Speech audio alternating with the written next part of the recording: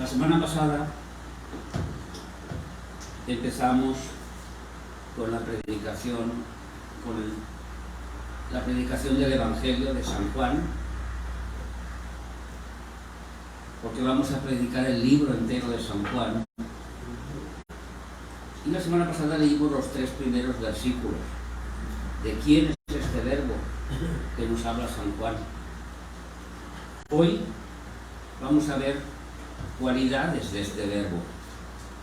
Vamos a acompañarme en la lectura. Juan, capítulo 1. Y vamos a leer del 1 hasta el 5. Juan, capítulo 1, versículos del 1 hasta el 5. En el principio era el verbo, y el verbo era con Dios, y el verbo era Dios. Este era en el principio con Dios. Todas las cosas por Él fueron hechas, y sin Él nada de lo que ha sido hecho fue hecho. Hoy vamos a estudiar estos 2 versículos que vienen. En Él, en este verbo, estaba la vida, y la vida era la luz de los hombres. La luz en las tinieblas resplandece, y las tinieblas no prevalecieron contra él. Amén. De todos los escritores de este libro, que es la mente de Dios, la Santa Palabra, la Santa Biblia, Juan no tiene mejores palabras para expresar claramente esta idea de este verbo.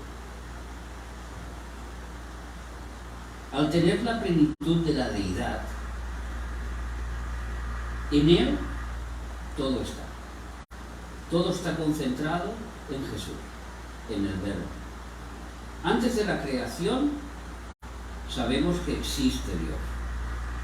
Y este Dios existe juntamente con el verbo y con su espíritu. Y fuera de Él no existía nada. Solo estaba Dios, allí solo, y su soledad lo llenaba todo. No había soledad. Era autosuficiente. Dios no necesita ni de una creación, ni de unos seres. Por sí mismo, Dios se autosatisface. La conversación que el Padre, el Hijo y el Espíritu Santo perpetuamente tienen durante toda la eternidad, les basta para estar llenos de sí mismos. No necesitan nada más. Pero un día, en aquella eternidad, todo este Dios llegó el momento predeterminado por Dios para realizar la creación. Y juntamente con Dios está todo lo que pertenece a la deidad. Por eso dice el verbo.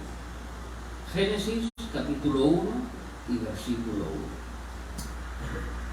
1. En el principio creó Dios. Ahí está. Ahí surge Dios. El ya existente. Aquel verbo que estaba con Dios y que era Dios, estaba en ese principio.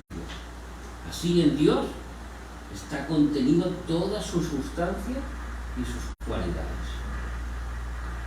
Por ese motivo, la creación y sus criaturas están en Dios, porque Dios es el que las llega a hacer. Sin Dios no existen. Todo lo que Dios crea, el sol, las estrellas, la materia, el tiempo, el espacio, todo está contenido dentro de Dios. Efesios capítulo 4 y versículo 6 nos añade a esta idea que os acabo de decir y nos dice así. Efesios capítulo 4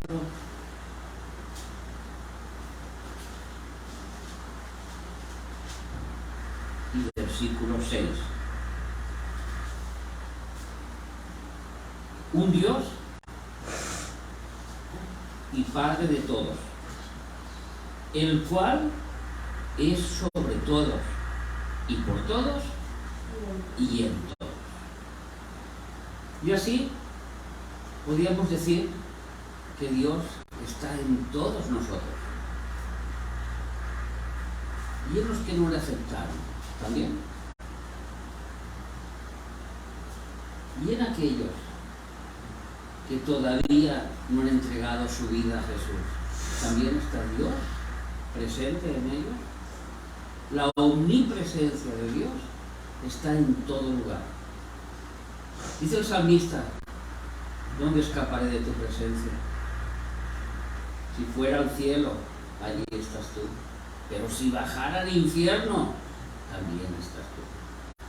Y si me escapara a la otra parte del mundo, también estás tú. Y si me bajara a la profundidad del mar, también estás tú. Porque Dios está en todo.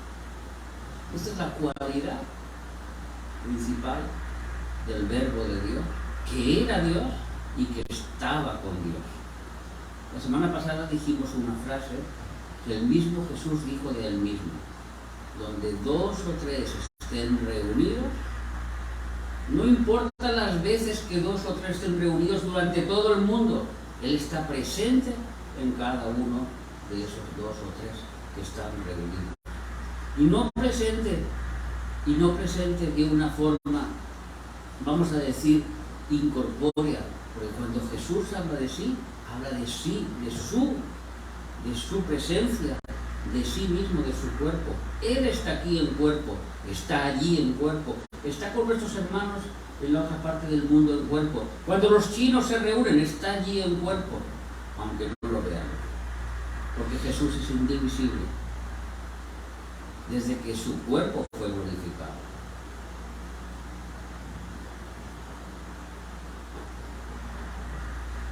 Pero en este Dios, que está en todos los lugares, hay algo muy importante, que es la predicación de hoy. Está la vida. Mucho se ha escrito de lo que es la vida, de cómo un ser vivo está vivo. Y todos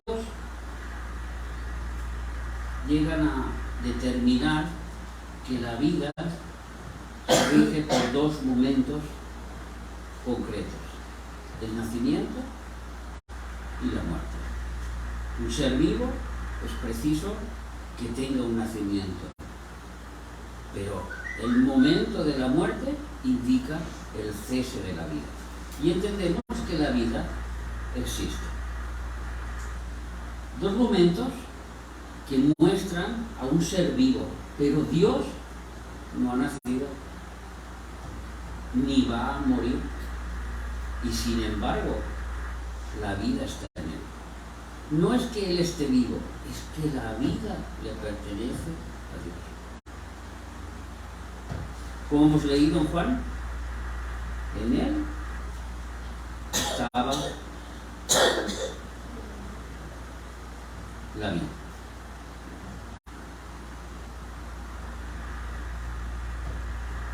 Así que podemos decir ciertamente y espiritualmente afirmar que la vida no pertenece a nuestra realidad. Nosotros conocemos la vida por nuestros ojos, por nuestros sentidos. Pero cuando entendemos que Dios, la vida le pertenece a Él, esta vida ya no tiene que hacer referencia con nosotros, es algo espiritual. En el Verbo, en Jesús, estaba la vida, pues al ser un ser vivo por sí mismo, contiene la vida y puede darla a quien Él quiera. La vida tiene una cualidad divina, que es existir eternamente. En el mundo nos enseñan todo lo contrario. Uno nace, uno muere y uno deja de existir. Pero la cualidad de la vida que viene de Dios es una vida que es eterna. Sea lo que haya hecho este ser humano, su vida sigue siendo eterna. Este cuerpo corpóreo puede dejar de existir y sigue teniendo vida, en otra dimensión, en otra faceta.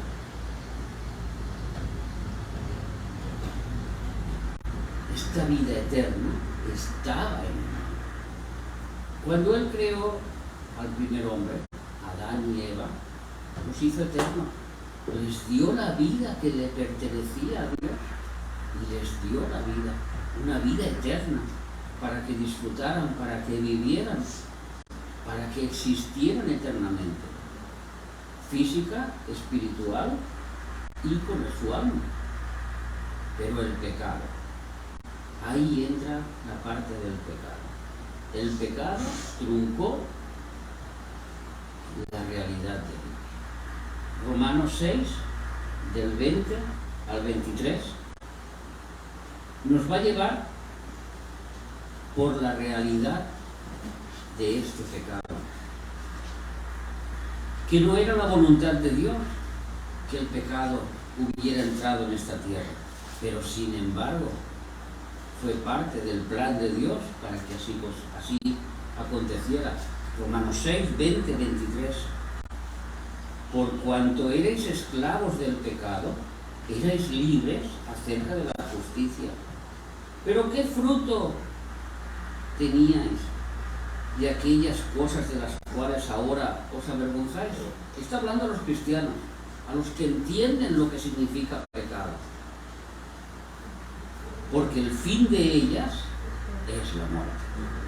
Mas ahora que habéis sido liberados del pecado y hechos siervos de Dios, tenéis por vuestro fruto la santificación y como fin la vida eterna. Porque la paga del pecado es muerte, mas la dádiva de Dios es vida eterna con Cristo Jesús, Señor. Vemos que este pecado aportó la muerte, pero aportó la muerte física, no llegó a la muerte espiritual. ¿Por qué? Porque la vida, como hemos dicho hace un momento, es eterna. Y cuando Dios hace algo eterno, no lo puede cambiar.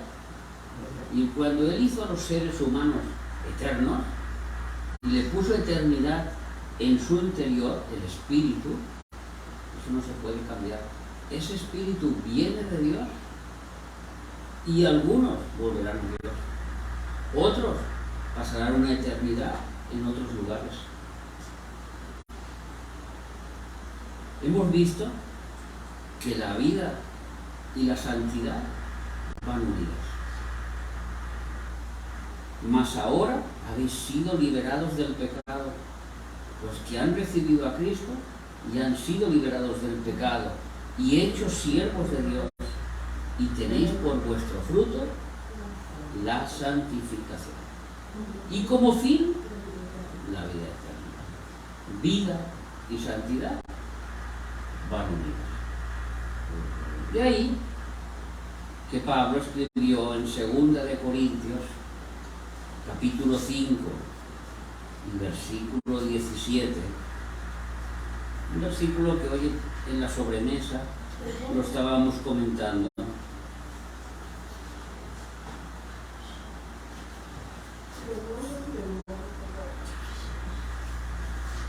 De modo que si alguno está en Cristo, nueva criatura es. Esta vida que había sido truncada por el pecado, de alguna forma, al estar en Cristo, vuelve a tener vida. Y esta vida ya no es cualquier vida, es una vida eterna. De modo que si alguno está en Cristo, nueva criatura es. Las cosas viejas pasaron. He aquí, todas son hechas nuevas. ¿A qué se está refiriendo? a la nueva vida, al nuevo nacimiento. Esta vida que llegó a ser en los hombres por medio de Cristo, ahora en estos momentos, desde que Cristo llegó, esta vida se marcó por la luz. Y el apóstol conecta perfectamente la vida con la luz.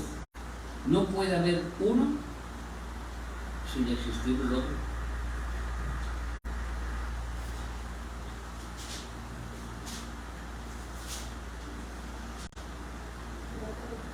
En él estaba la vida, y la vida era la luz de los hombres. Desde que entró el pecado mediante Adán, la muerte se ha apoderado de la vida. Romanos 5 y versículo 12. Por un hombre entró el pecado, y con el pecado entró la muerte. Y esta muerte pasó a todos los hombres, por cuanto todos pecaron. No hay nadie que no haya pecado desde aquel momento. Desde el momento en que el hombre se separó de Dios, en ese momento la muerte se enseñorea del hombre. Pero aquí Juan quiere ir mucho más lejos de la simple vida física que tienen los hombres y compara la vida con la luz. A diferencia de la vida, la luz no tiene nacimiento ni una muerte. La luz tiene un transcurso. Cuando nosotros vemos un rayo en medio de la noche, vemos como el rayo pasa de un lugar al otro, y esa luz no para de viajar. La luz surge desde un punto y sigue iluminando allí por donde va. Así, esta vida que está en el Verbo viene a ser una luz que ilumina e indica el camino de los hombres.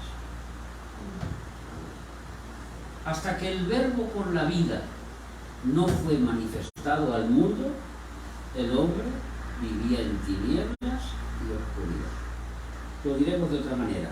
Hasta que Jesús no se presentó en este mundo, la luz no llegó al mundo. El mundo vivía en oscuridad y tinieblas. Algunos tenían fe en algo que iba a acontecer, pero aquella luz todavía no se había presentado en este mundo.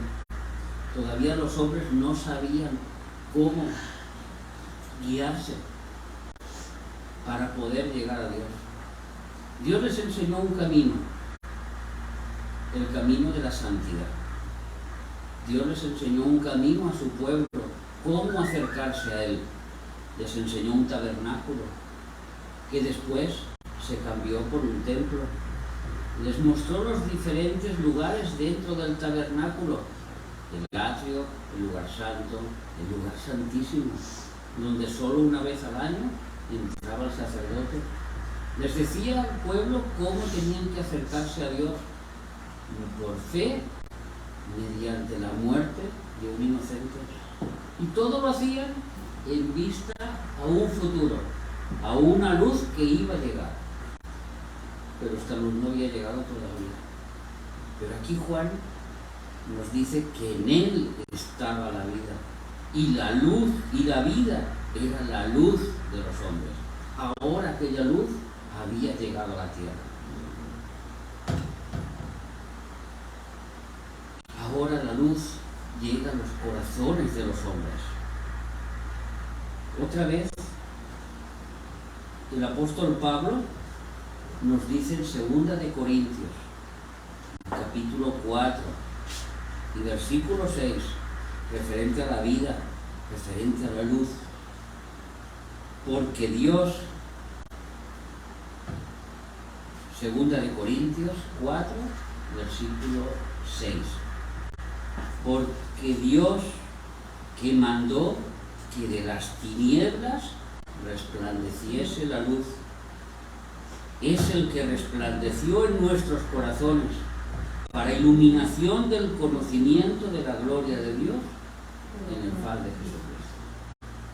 Un día a nosotros nos llegó la luz y a través de la luz nos llegó la vida. Pero si no nos hubiera llegado la luz, no hubiéramos tenido la vida. Hubiéramos estado muertos en nuestros delitos y pecados. Pero un día se nos presentó esta luz. Dice Juan, en el versículo 5, que la luz en las tinieblas resplandece. Cuando más oscuro está, más se ve una luz. Los hombres fueron muy ingeniosos para dirigir a los barcos en la noche, poniendo un faro, añadiendo faros cerca de la costa para que los barcos no chocaran contra la costa y una luz los pudiera dirigir en medio de la noche. Cuanto más oscura está la noche, más clara se ve la luz. Pues cuanto más oscuridad existe, más resplandece la luz.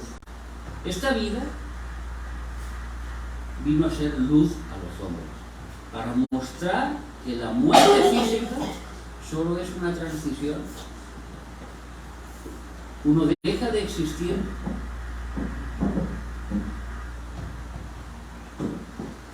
físicamente,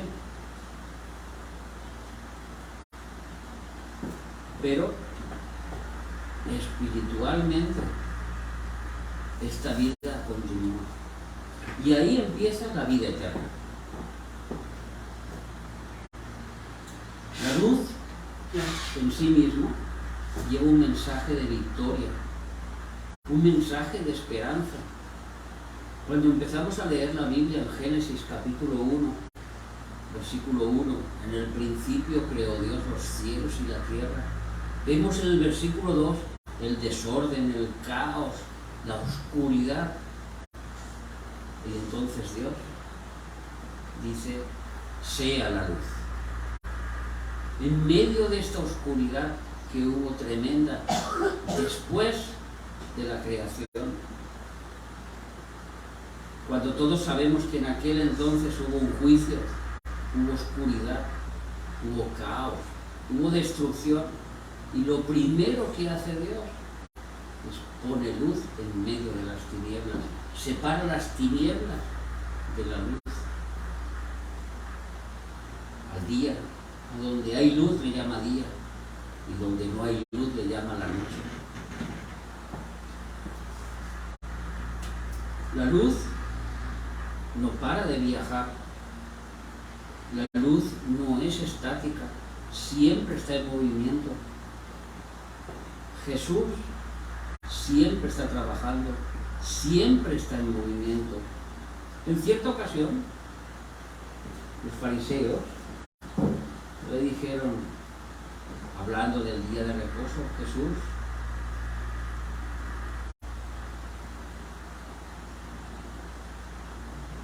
que era un día para descansar, para no trabajar. Y Jesús hizo una alegoría rápida. Mi Padre trabaja y yo trabajo. Dios no cesa de trabajar, Dios no cesa de moverse, Dios no cesa de actuar como la luz. Cuando los rayos salen del sol, esa luz no para de viajar, no es estática, está siempre en movimiento. Pero las tinieblas, la oscuridad, la sombra, la noche no puede viajar. Siempre está estática, siempre está en un momento, en un lugar sin poder moverse. Por eso cuando llega la luz las ilumina. Y la luz saca a la vista aquello que está ocurriendo, aquello que está oculto.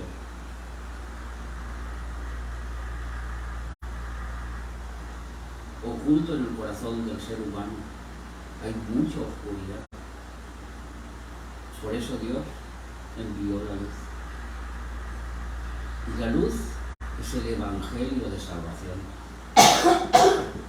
Cuando Jesús empezó su ministerio, Él dijo unas palabras, sus primeras palabras: arrepentíos y creed en el Evangelio. Esa es la luz. Arrepentíos y creed en el Evangelio. Marcos capítulo 1, versículo 15. Las primeras palabras que podemos escuchar a Jesús: arrepentíos y creed en el Evangelio. En él estaba la vida. Ahora esa vida tenía que venir a través de la luz. Cuando uno recibe la luz de sus pecados y a través del arrepentimiento puede obtener la vida gratuitamente, porque Dios la da gratuitamente a todos. Y las tinieblas no prevalecieron contra ella. Este verbo que era con Dios, este verbo que era Dios, que creó el cielo y la tierra, tenía la vida. Vida eterna que manifestó al mundo mediante un hombre, mediante Jesucristo. Este verbo, la expresión de Dios, llegaba al mundo con luz en medio de la oscuridad, dando vida e iluminando las tinieblas que estaban en el mundo. Esta luz verdadera iluminó de tal manera que en la oscuridad, las tinieblas se desvanecieron delante de la luz.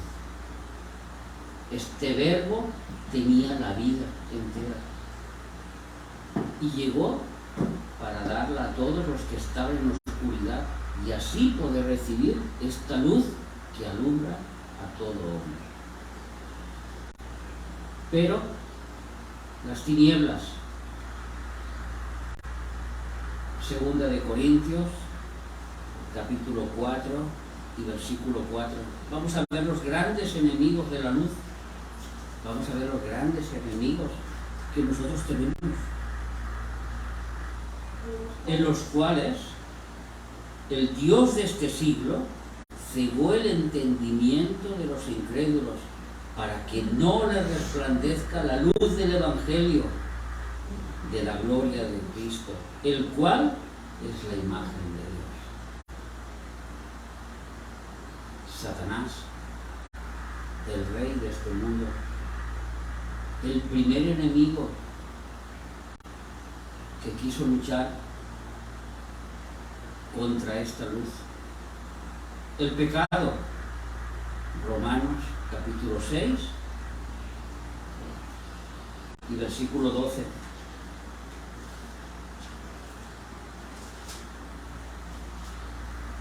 No reine pues el pecado en vuestro cuerpo mortal, de modo que lo obedezcáis con sus concupiscencias.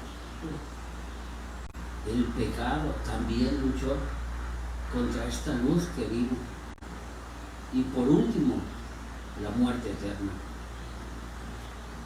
No la muerte física, sino la muerte eterna. Apocalipsis 20:14. Y vi un trono blanco, y vi los muertos,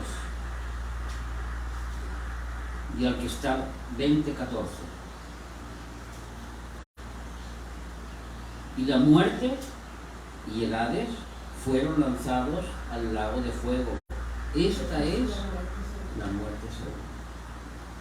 Cuando Juan escribe: las tinieblas no prevalecieron contra la luz, está hablando de sus grandes enemigos. Satanás no puede con Cristo. El pecado fue vencido en la cruz con Cristo. Y la muerte, Cristo tiene las llaves de la muerte y del Hades. Y estos serán lanzados vivos al lago de fuego. Solo a través de Cristo hay vida. Solo a través de Jesús se obtiene la iluminación para la vida eterna. No hay ningún otro modo de poder llegar a tener vida sino a través de Jesús. Esa luz hoy sigue brillando en la oscuridad, 2000 años después. La luz en las tinieblas resplandece y las tinieblas no prevalecieron contra ella. Lucharon contra la luz en los 3 años de su ministerio. ¿Cuántos no quisieron matar a Cristo? ¿Cuántos no quisieron destruirle? Lucharon contra la luz, dirigidos por Satanás, porque sus corazones estaban llenos de pecado y acompañados de la muerte. Querían matar a Jesús. Lo que pasa que Jesús, este verbo era Dios, y a través de su muerte Dios lo dio. Así que hoy es día de salvación, hoy es día de arrepentimiento, hoy es día de que esta luz llegue a nuestros corazones, esta luz que nos da vida y que nosotros hemos recibido y hemos recibido la vida. Porque un día se nos presentó el Evangelio de salvación. ¿Qué es el Evangelio? Las buenas noticias. Cristo está vivo, Cristo te ama y Cristo te puede rescatar de tu vana manera de vivir. Porque tu vana manera de vivir, aunque tú creas que vas por un buen camino, hay caminos que al hombre le parecen rectos, pero al final son caminos de muerte. Porque el único camino, la única verdad y la única vida la tiene Jesús. Solo hay un intercesor entre Dios y el hombre, Jesucristo hombre. No hay otro. Ni una virgen, ni un santo, ni las buenas conductas, ni yo me porto bien delante de Dios. Todo eso son trapos de inmundicia, dice. Nuestras nuevas conductas para Dios no le sirven de nada. A Dios le sirve la fe, creer en Él, creer que está vivo, creer que existe, creer que reina en nuestros corazones y a través de la fe recibir a Jesús como nuestro Señor y Salvador. ¿Cómo se hace esto? Tan sencillo como entender en nuestros corazones, que somos pecadores. Por eso Jesús dijo en la luz, arrepentíos y creer en el Evangelio. Arrepentirnos de nuestra manera de vivir, de nuestra conducta, de nuestra forma, sabiendo que por nosotros mismos no podemos cambiar, que solo hay un cambio si Jesucristo está en nosotros, aceptándolo en nuestros corazones, porque más adelante estudiaremos el versículo 12, y los que lo aceptaron, a estos les dio potestad, a estos, no a otros, a estos les dio potestad de ser hechos hijos de Dios, a los que aceptan a Jesús en sus corazones. Pero no solo es esto, sino los que lo hacen Señor y Cristo. Como dijo Pablo en Hechos de los Apóstoles, a este que vosotros crucificasteis, a Dios le agradó y lo ha hecho Señor y Cristo. Jesús lo dijo en otras palabras: quien me ama, me obedece.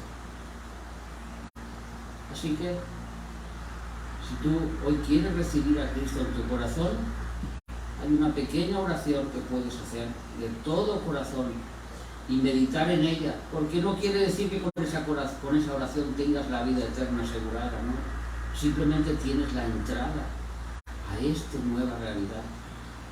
Tus pecados serán iluminados y tú eres el que decides si quieres estar en oscuridad o en la luz. Padre, reconozco mi estado pecador, reconozco que he sido una persona que ha vivido como yo he querido y que he sido y que he tenido cosas que no te agradan, muchísimas, pero hoy me arrepiento de todos mis pecados, de todos mis fallos y acepto esta luz que se llama Jesucristo y lo invito a entrar en mi corazón y lo invito a que sea mi Señor y lo invito a que sea mi Salvador y así poder ser esta nueva criatura, que aquí las cosas son hechas, las viejas todas pasan, pero todas las nuevas las tengo delante. Gracias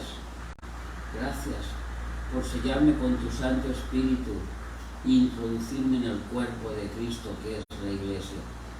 Prometo seguirte todos los días de mi vida hasta que me encuentre contigo. por Jesús. Amén. Amén. Amén. Gracias, Señor, porque un día todos hicimos no esta misma oración, pero sí esta misma decisión, la decisión de ser hechos hijos de Dios.